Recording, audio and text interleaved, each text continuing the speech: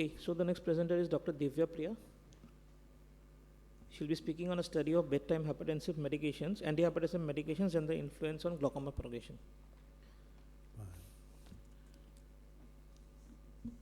You're Dr. Divya? Okay. Good evening, everyone. Today my presentation is about a study on bedtime antihypertensive medication. Into the mic. A study on bedtime antihypertensive medication and their influence on glaucoma progression. There are no financial interests or relationships to disclose in the study.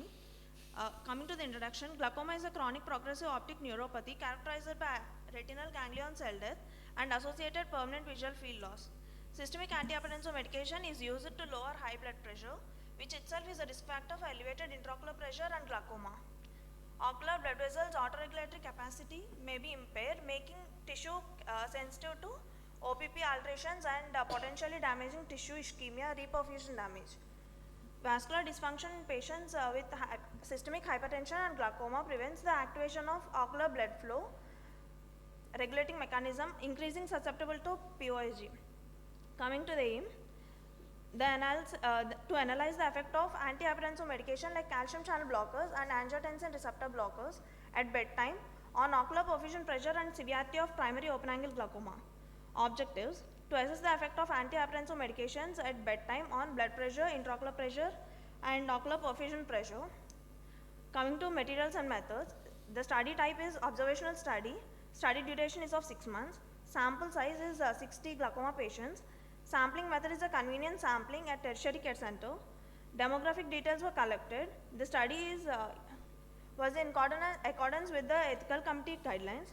All the patients were informed about the purpose of the study and an informed consent was obtained.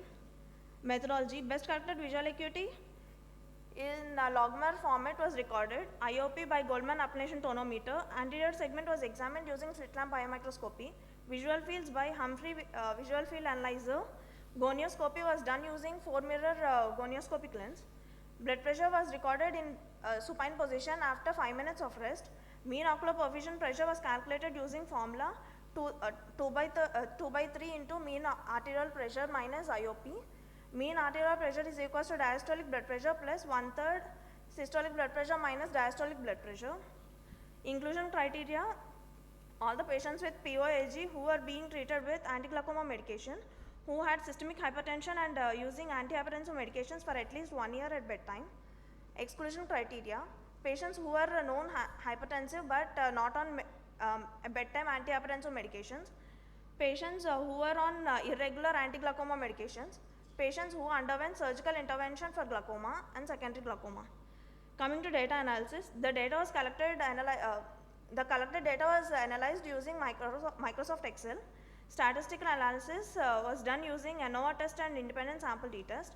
P-value less than 0.05 is taken as statistically significant. Results: intraocular pressure and systolic blood pressure are statistically not significant. Diastolic blood pressure and ocular perfusion pressure are statistically significant. Coming to the discussion, Mosaic et al. Concluded that OPP as an estimate for the real ocular blood flow that includes both SBP and IOP could be used to better predict POAG and also guide the effectiveness of its treatment.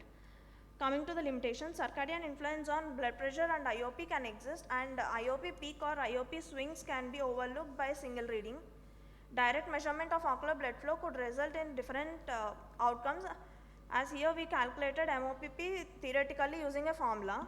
Conclusion: the POAG patients who are using bedtime antihypertensive medication have lower OPP when compared to that of controls, but there was not statistical significance in between patients who are using CCBs and ARBs. Antihypertensive medication reduces the blood pressure, thus lowering the perfusion pressure will have detrimental effect on already compromised optic nerve head in glaucoma patients. Thank you. Madam, what anti-glaucoma drug all these patients were using? Timolol and brimonidine. So you know timolol is a beta blocker. It should not be used in hypertensive patients. It's a big contraindication. So how to correlate your study in reference to clinical application? Most of Antihypertensive people on antihypertensive drugs should not be prescribed timolol. It's a basic, I mean, recommendation, isn't it? If your patients were on timolol, then how to correlate your results? Most of them are using brimonidine, sir, but But no, can you tell us the exact number? in Number of patient on timolol and number of patient on brimonidine. in 60 patients, 40 patients are using brimonidine, sir.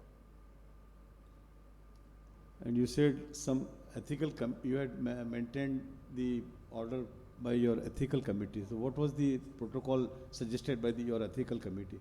Which premier institute, I mean the tertiary center you come from? Eluru Ashram Medical Sorry? Eluru Ashram Medical College. Okay. So what were the recommendations, what were the protocol suggested by the ethical committee to you while undertaking this study? Um, You have mentioned it in your presentation. So what was that?